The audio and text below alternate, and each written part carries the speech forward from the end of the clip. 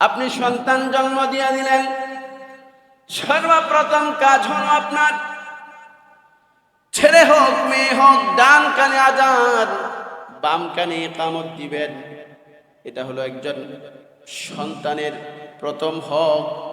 পরিবারের সদস্য যারাই থাকে না কেন, ডান কানে আযান হবে, বাম কানে ইকামত হবে। এটা এক নাম্বার কাজ। এই কাজটা কেন করবেন জানেননি? আল্লাহর পয়গম্বর ডাক দিয়া বলেন, আমার উম্মত প্রত্যেকটা উম্মতেই মুসলমান হইয়া জন্মগ্রহণ করে। এই নবজাতক শিশুকে যদি তুমি ডান কানে আযান দাও, বাম কানের মধ্যে ইকামত দাও। বাচ্চাদেরকে আমরা টিকা দেই না? টিকা দেই কি দেই না? কেন দেই? অনেকগুলি রোগ থেকে মুক্ত থাকার জন্য আমরা টিকা ব্যবহার করি। কথা বলেন ঠিক কিনা? আল্লাহর পয়গম্বর বলেন, আধ্যাত্মিক কিছু রোগ আছে, শয়তানের কিছু ওয়াসওয়াসা আছে। আপনি বাচ্চাটাকে আযান দিয়া তাকে শোনায়া দিলেন, একত্ববাদের স্বীকৃতি শোনায়া দিলেন। সে দুনিয়াতে আসার সাথে সাথে সে আল্লাহ পাকের বড়ত্বের কথা কানের মধ্যে নিয়ে নিল, দিলের মধ্যে বদ্ধমূল হয়ে গেল। টিকা যেমনি ভাবে দুনিয়ার শারীরিক রোগের রোগ ব্যাধি দূর হয়, ঠিক তেমনি ভাবে আযানগুলি আধ্যাত্মিক রোগগুলি আল্লাহ পাক চিরতরে দূর করে দেয়। এক নাম্বার কাজ হলো সন্তান জন্ম দেওয়ার পরে ডান কানের মধ্যে আযান, বাম কানের মধ্যে ইকামত দিবেন। এবার সন্তান ঘর থেকে বের করে সন্তানকে একজন আল্লাহওয়ালা বুজুর্গের মাধ্যমে একটা কাজ করাবেন, একটু তাহনিক করায় দিবেন, তাহনিক করায় দিবেন। যেমন হাসান বসরিকে তাহনিক করাইছিল হযরত উমর। হাসান বসরির মা হযরত হাসানকে নিয়ে গেলেন জন্ম হওয়ার পরে, ও খলিফাতুল মুসলিমিন, আমার এই বাচ্চাটার একটা নাম রাখেন আর একটু তাহনিক করায় দেন। হযরত উমর নিজে কি নিয়ে আসছেন বলে, কিছুই তিনি আসে নাই, তো খেজুর বের করছে। খেজুর উমর চাবাইছে, চাবায়া রসটা হযরতে হাসানের জিহ্বার মধ্যে লাগায় দিছে। বাচ্চাটা তো দেখতে বড় সুন্দর, নামটাও হাসান রেখা দাও। সুবহানাল্লাহ। উমরের তাহনিক করা, উমরের রেখে দেওয়া নাম হাসান আল্লাহ পাক এমন ভাবে কবুল করছেন, জামানার শ্রেষ্ঠ ওলি বানায় হাসান বসরি বানায় দিছে।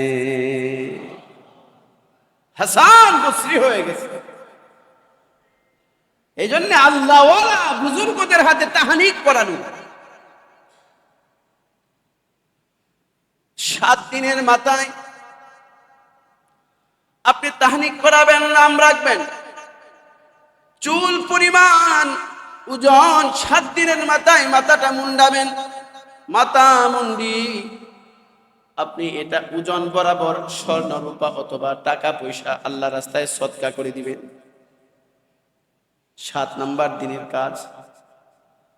তারপরে যদি ছেলে হয় 2টা কাশি আকিকা দিয়া দিবেন, আর যদি মেয়ে হয় 1টা কাশি আকিকা দিয়ে দিবেন।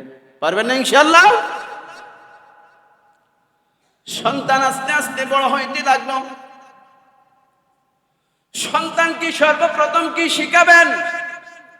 আল্লাহর পয়গম্বর বলেন, সন্তানকে সর্বপ্রথম যেই শব্দটা শিখাবে এটার নাম হলো লা ইলাহা, লা ইলাহা। সন্তানকে সর্বপ্রথম যে শব্দটা শিখাবে এটা হলো লা ইলাহা ইল্লাল্লাহ। দুনিয়ার অন্য কোন শব্দ সন্তানকে তুমি শিখাইতে যাও না। সর্বপ্রথম তুমি তোমার সন্তানকে যে শব্দটা শিখাবে এটাই হলো লা ইলাহা ইল্লাল্লাহ। আল্লাহ ছাড়া কোনো মাবুদ নাই। সন্তানকে বালেগ হওয়ার আগ পর্যন্ত সন্তান যতগুলি জিকির করবে, যতগুলি ইবাদত বন্দেগী করবে, প্রত্যেকটা আমলের সব আল্লাহ পাক মা বাবার আমল নামায় পৌঁছিয়ে দিবে। মা বাবার আমল নামায় পৌঁছিয়ে দিবে। হযরতে ওমর ফারুক রাদিয়াল্লাহু তাআলা দ্বিতীয় খলিফা বলেন। ওমর ফারুক রাদিয়াল্লাহু তাআলা যখন অর্ধ পৃথিবীর বাদশা, সবাই তার কথা শুনে জালালি মেজাজ, শয়তান তো ভয় পায়, বন জঙ্গলের পশু পাখি পর্যন্ত ভয় পাইত। সুবহানাল্লাহ বলবেন না? আম করে দেখে তো কুত্তাও রাস্তা থেকে সরে না। কি বলেন, ঠিক কি না? ওমর এমন একজন মানুষ ছিল, হযরত ওমর বন জঙ্গলের বাঘ পর্যন্ত রাস্তা ছেড়ে দিত।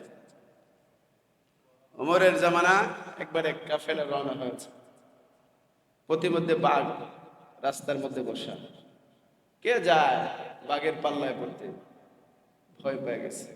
খলিফাতুল মুসলিমিন ওমরের জামানা, খলিফাতুল মুসলিমিন খবর পেয়ে একটা থাপ্পড় লাগাইছে বাঘের কানের চেপায়। সুবহানাল্লাহ বললেন না? আর কোনদিন, যতদিন পর্যন্ত ইনসাফের রাজত্ব কায়েম থাকবে, ততদিন পর্যন্ত একজন জনগণকেও রাস্তার মধ্যে ব্যারিকেড করতে পারবে। সুবহানাল্লাহ! কেমন ছিলেন ওমর! আল্লাহ! একসাথে পুকুরের ঘাটে, সমুদ্রের ঘাটে একসাথে ছাগল আর বাঘ একসাথে পানি পান করত।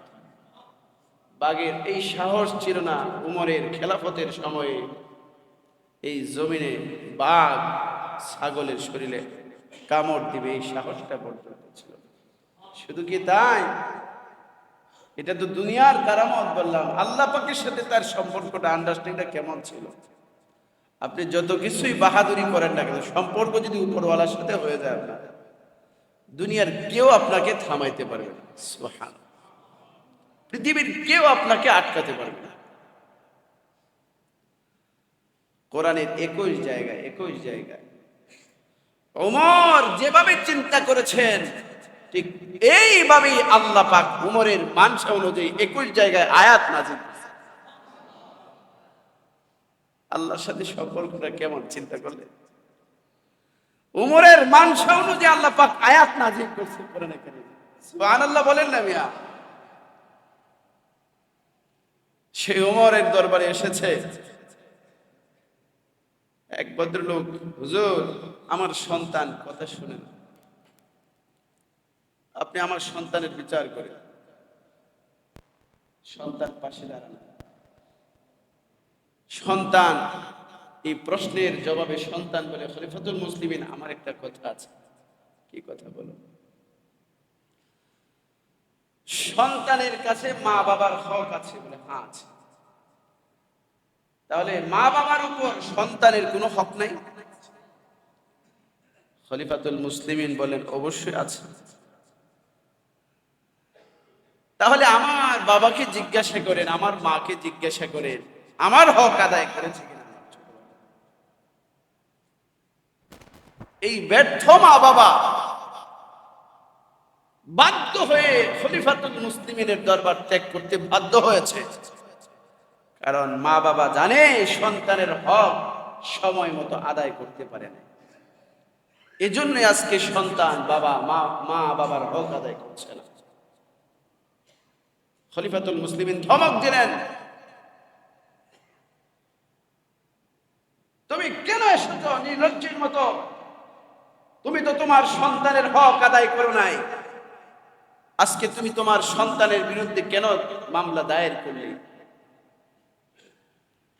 তুমি যদি হক আদায় করতে তাহলে তো তোমার এই দুরবস্থা হতো না। আল্লাহর পয়গম্বর বলেন, পৃথিবীর মানুষ শোনো, ফল যদি ভালো চাও, গাছের ফল যদি তুমি ভালো চাও, তাহলে ভালো গাছ রোপণ করতে হবে। কি বলেন, ঠিক কিনা? পৃথিবীতে যদি তুমি ভালো সন্তানের বাবা হতে চাও, মা হতে চাও, সবচেয়ে গুরুত্বপূর্ণ ইম্পর্টেন্ট যেটা, তুমি ফলটা যেখানে আবিষ্কার হবে এই জায়গাটা ভালো হতে হবে। সুতরাং ফল ফলানোর কারখানা হলো মা। জন্ম দেওয়ার দায়িত্ব কর্তব্য হলো মায়ের। তুমি যদি নেককার আর ফরহেজগার মুত্তাকি সন্তান দুনিয়াতে আবিষ্কার করতে চাও, এক নাম্বার শর্ত হলো দিনদার মা তোমাকে ঘরে আনতে হবে। কি বলেন, ঠিক কিনা? প্রথম নাম্বারে যদি তোমার ভুল হয় তাহলে এই আশা তোমাকে বাদ দিতে হবে। কারণ মা যেমন হবে, মায়ের আচরণ যেমন হবে, মায়ের ইবাদত যেমন হবে, মায়ের চলাফেরা যেমন হবে, এটার প্রভাব সন্তানের উপর পড়বে। সন্তানের উপর এটার প্রভাব বিস্তার করবে।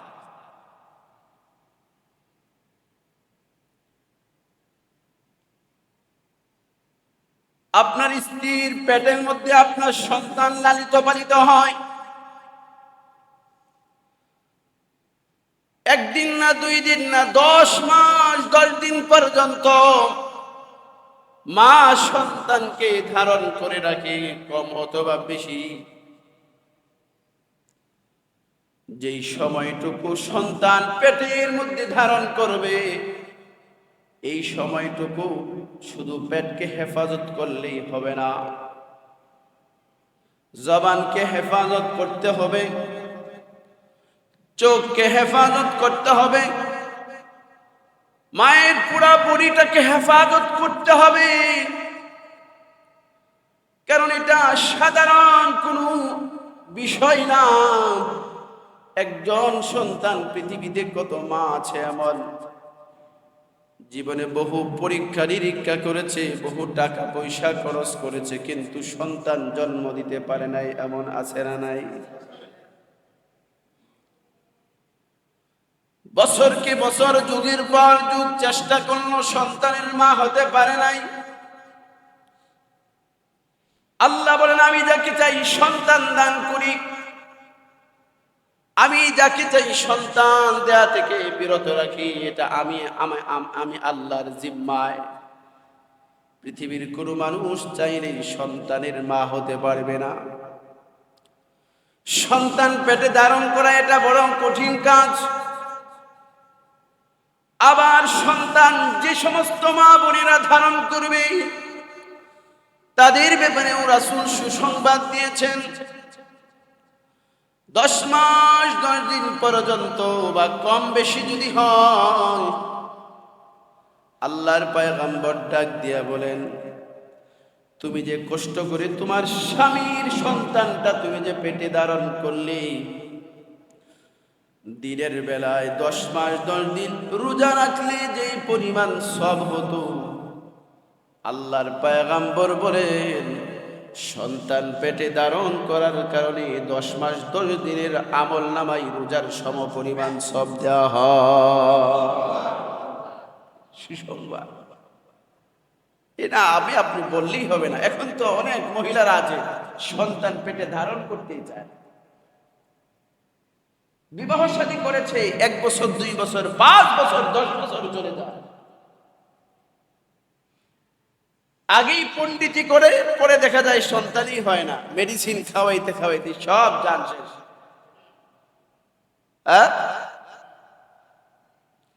অথচ আল্লাহর পয়গম্বর বলেছেন, ও দুনিয়ার মায়েরা, তোমরা সন্তান পেটে ধারণ করো, যতদিন পর্যন্ত তোমরা সন্তান পেটে ধারণ করবে, দুনিয়াতে আসার আগ পর্যন্ত নফল রোজার সওয়াব পাবে। শুধু তাই না, বহুবার এমন হয় সন্তান পেটে ধারণ করার কারণে তুমি রাত্রি বেলায় ঘুমাইতে পারো না, পেটের ভিতরে সন্তান কলিজায় আঘাত করে পরিবারের সকল সদস্যরা ঘুমায় থাকে, কিন্তু মা ঘুমাইতে পারে না। একই সাথে বিছানায় শুয়ে পড়ে, কিন্তু রাত্র মধ্য রজনীতে দেখা যায় মা ঘরের মধ্যে হাঁটা চলাফেরা করতেছে। স্বামী ডাক দিয়া বলে, ও আমার প্রাণের স্ত্রী, তুমি কেন হাঁটা চলাফেরা করছো? বিছানা থেকে কেন উঠে চলে গেলে? মা এত ধৈর্যশীল মা, মা স্বামীর কাছেও বলতে চায় না। এবার মহিলা চোখের পানি ফেলায়া টিপ টিপ করে কান্নাকাটি করে, কারণ সন্তান জন্ম দেওয়া লাগবে। সন্তান পেটের ভিতরে লাথি মেরেছে, ঘুম ভেঙে গিয়েছে। এই জন্য আল্লাহর পয়গম্বর বলেন, 10 মাস 10 দিন পর্যন্ত তুমি সন্তান পেটের মধ্যে ধারণ করলে দিনের বেলায় নফল রোজার সওয়াব পাবে। 10 মাস 10 দিন পর্যন্ত সারা তাহাজ্জুদের নামাজে দাঁড়ায় থাকলে যেই পরিমাণ সওয়াব পেত, আল্লাহর পয়গম্বর বলেন সন্তান ধারণ করার কারণে জন্ম হওয়া পর্যন্ত তোমার আমলনামায় 10 মাস 10 দিন তাহাজ্জুদের সওয়াব তোমার আমলনামায় লিখে দেওয়া হবে। সওয়াব কম না বেশি? যেটা বলেন কম না বেশি? এগুলি মা বোনদেরকে জানানো দরকার আছে না নাই? সন্তান পেটে ধারণ করা বড় কঠিন কাজ। এজন্য আল্লাহর পয়গম্বর নারীদেরকে সুসংবাদ দিয়েছেন, রোজার সওয়াব পাইবা, তাহাজ্জুদের নামাজের সওয়াব পাইবা। কোন মহিলা যদি সন্তান জন্ম দিতে যে প্রসব বেদনার শিকার হয়, বর্তমান জামানায় অনেক মহিলা এমন আছে যারা ব্যথা শুরু হওয়ার আগে আলতা শুরু করে। কবে ডেট হয় ব্যথা নাই, কিচ্ছু নাই, পেট ছিঁড়ে ফাড়া করে আসে না নাই? কষ্ট হয়ে যাবে, স্ত্রীর কষ্ট স্বামী সহ্য করতে পারবে না, স্ত্রীর চোখের পানি স্বামী সহ্য করতে পারবে না। মেয়েকে বিবাহ দিয়েছে, মেয়ের জামাতাকে ডাক দিয়ে বলে, শ্বশুর ও মেয়ে সাহেব, আমার মেয়েটাকে আপনার করে দিলাম, আমার মেয়ের যেন কোনো কষ্ট না হয়। আপনি শ্বশুর হিসাবে এই কথা বলার অধিকার আপনার আছে। আপনি বলতে পারেন। স্বয়ং রাসূলুল্লাহ সাল্লাল্লাহু আলাইহি ওয়াসাল্লাম নিজে হযরতে আলীকে বলেছিলেন, ও আলী, এই যে আমার কলিজার টুকরা ফাতেমাকে তোমার হাতে তুলে দিলাম, এটা দুনিয়ার কোন সিদ্ধান্ত না, আল্লাহ পাক সিদ্ধান্ত দিয়েছেন ফাতেমার বিবাহ হবে আলীর সাথে। আলী রে, আমি তোমার হাতে আমার ফাতেমাকে, কলিজার টুকরা ফাতেমাকে তুলে দিলাম, নিয়ে যাও। মনে রেখো, মনে রেখো, ফাতেমা যদি কষ্ট পায় মনে করবা আমি রাসূল কষ্ট পেয়েছি। ফাতেমা এত আমার আদরে, ফাতেমাকে আলী তুমি কষ্ট দিও। প্রত্যেকের শ্বশুরের দায়িত্ব কর্তব্য আছে, বলা অধিকার আছে। সময় তো শেষ, আগামী জুমা ইনশাআল্লাহ বাকি অংশটুকু আলোচনা করবো ইনশাআল্লাহ। কষ্ট হবে না তো ইনশাআল্লাহ? আল্লাহ আমাদের তৌফিক দান করুন। ওয়া আখির দাওয়ানা আলহামদুলিল্লাহি রাব্বিল আলামিন।